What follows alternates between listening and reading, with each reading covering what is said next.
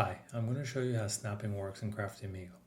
So the really cool part about Crafty Amigo is that you can snap pieces together and it keeps them jointed so that, for example, on these two pieces, they're still connected together. So here we can change the size of it. So let's make this, I don't know, 10 inches. And then let's move this over here to the one end. And when it looks okay, we're gonna leave it alone. Then we're gonna add another piece on the other end.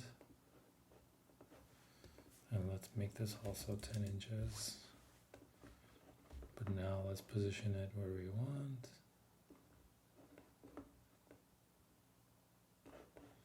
You can see this one's a little bit off, so let's fix that too.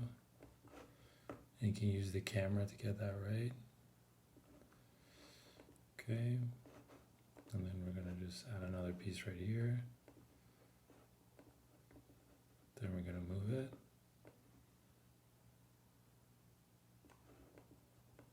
Okay. So Crafty Amigo's snapping algorithm runs whenever you edit the length and also when you rotate. So for pieces along the ends, there is connection capability and also in the middle.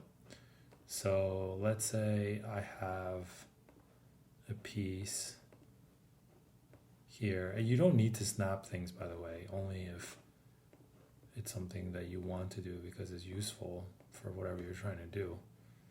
So when you hold it, it turns green.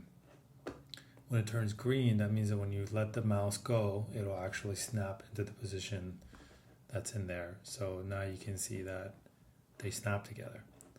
So we're going to do another example, and I'll cover how you can do cloning in another video, but let's just do that an example real quick, and we'll cover that one later. So right now, as you can see, I'm in 3D space, right? And this is moving all over the place. So it's a little bit hard to get it right, but what we're going to do is, even when you're here, you see if you let go, the algorithm figures out roughly where it is, and then you can go, and now these two are snapped.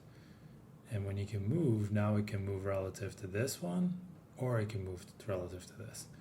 So that's the basic of snapping. But before we finish, let me show you one other example. So we're gonna, for this one, we're gonna rotate it so it's standing up. And then I'm gonna show you how the snapping works for even those kinds of pieces. So, see, just like that. And then let's do a quick example also showing PVC snapping, just in case you're interested. So what we can do is find, let's say, put a T and then edit its length. And let's just keep the example really nice and simple. So you can grab this, you can clone it, and then grab and move it. There we go. Let's do another example.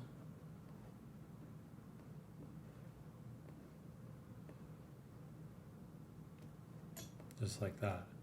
And now they're snapped, and when they're snapped, they move like this.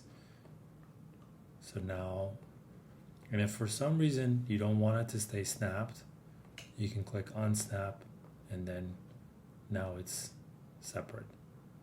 If you change your mind, you can put it back. And you'll notice these little animations will give you a little hint. Okay? So the only main thing to remember about snapping that's a little bit complex would be that for wood pieces, and also aluminum 80-20 follows the same rule, is that when you're snapping, you're going to want to drag the other item in the center and put it in the center. So on the ends, it's over here, but let's do one last example just in case. So let's go like this. And again, snapping is totally optional. If you don't want to snap it, for some reason, you don't really need to pay attention to it. It just makes your life easier. You see how I put it in the center? That's what you want to be doing in order for the snapping to work well for the middles. And the middles is basically the area that grows. So you can follow that. Let me know if you have any more questions about snapping or anything else in the comments, and I'll be happy to answer for you. Thank you for watching.